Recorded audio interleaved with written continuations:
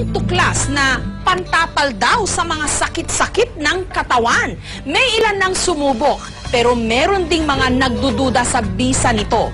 Negative ions. Meron nga ba itong resultang positibo?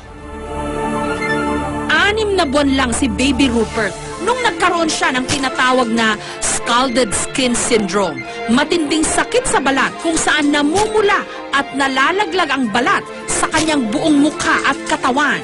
Pagdating ng 2 days, dinala ko sa pidya. Sabi ng pidya, ay kailangan ito ay dalhin sa ospital para maswiruhan.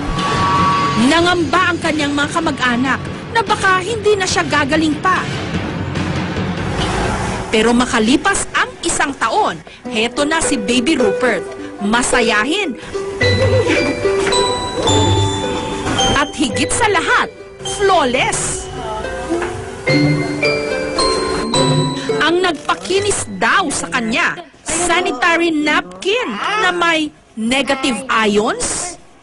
Wala naman daw masama kung sinubukan nila ito, lalo pat 10 piso lang kada piraso.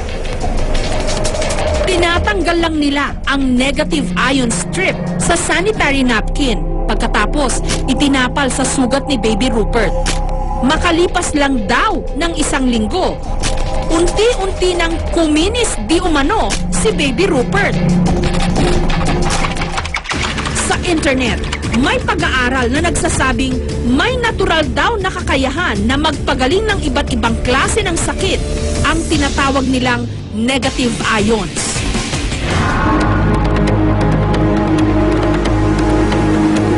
Nagmumula raw ito sa kalikasan mismo, katulad ng waterfalls, dagat, at bundok. Meron din daw negative ions ang katawan ng tao.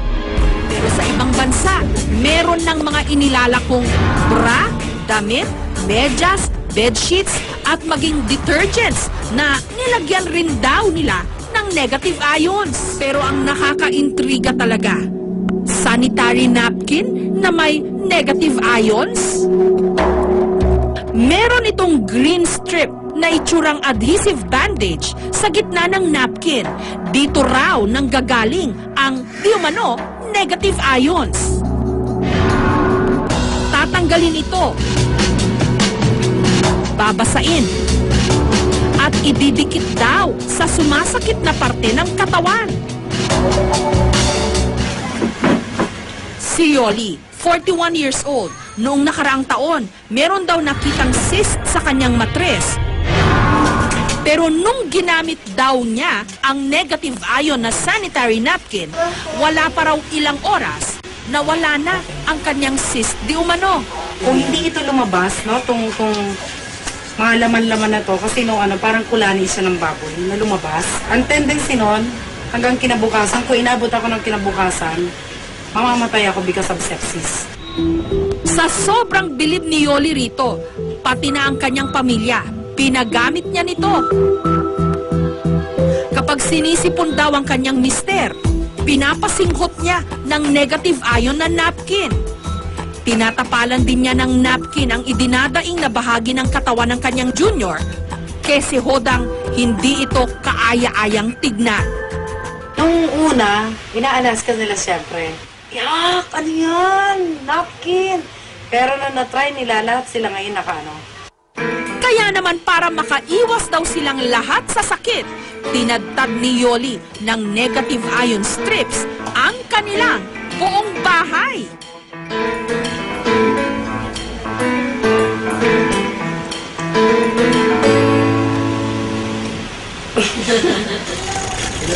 Si Lolo Gregorio naman, 84 years old, nagamot di umano ang kanyang namamagang prostate dahil daw sa araw-araw niyang paggamit ng napkin.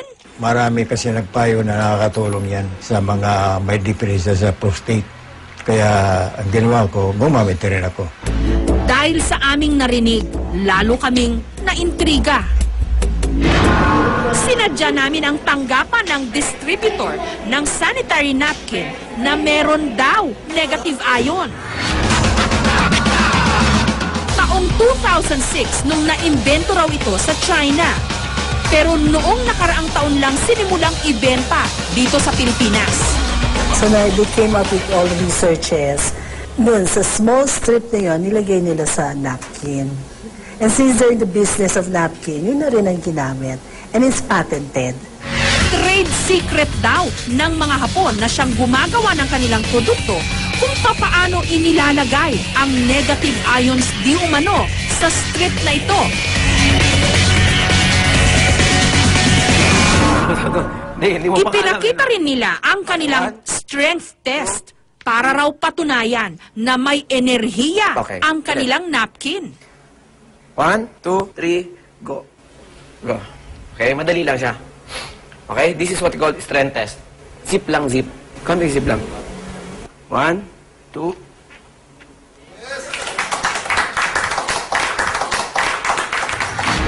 Sa pamamagitan din daw ng paghawak lang sa boteng may negative ion strip, hindi raw tumutumba ang taong dinadantayan ng kamay ng nagdedemo. Okay? 1, 2, 3, go. Pag tinanggal mo, tanggalin mo.